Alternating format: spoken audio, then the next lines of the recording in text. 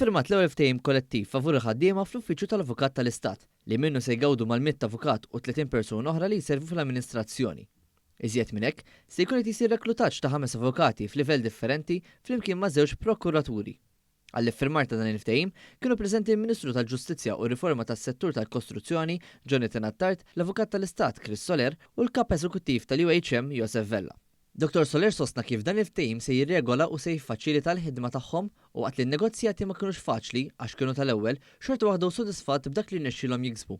Fisem l-Union, Joseph Vella qal kif dan il-ftehim u partikolarment fl-interess tal-ħaddiema għax mhux biss hemm benefiċċji finanzjarji biss, iżda l-avukati huma meqjusin bħala persuni bil-familja u ħajjiet indipendenti mix-xogħol.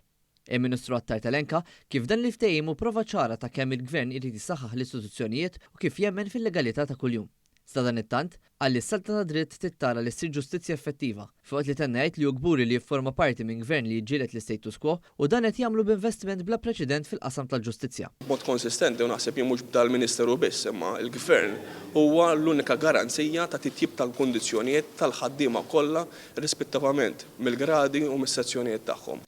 Il-Ministru spjega kif dan il-ftehim li hu wieħed minn oħrajn li se jkunu qed jisiru għandu skop li jagħti dak li ħaqhom li ħaddiema. Dan huwa ftehim kollettiv ieħor fis-settur tal-ġustizzja, f'dan il-każ qed nitkellmu fl-Uffiċċju tal-Avukat tal-Istat li jsegwu wkoll ftehimi kollettivi oħrajn li kienu l-ewwel tax-xorta tagħhom, inkluż fl-Uffiċċju tal-Avukat Ġenerali u anke fil-rati tagħna li għandhom l-iskop li mhux biss jagħtu dak ħaqhom il-ħaddiema tagħna li jaħdmu tant f'dan is-settur tal-ġustizzja ma wkoll li nkomplu nassiguraw li nattiraw aktar nies biex joffru servizz fis-settur tal-ġustizzja li aktar ma jmur qed ikompli jissaħħaħ.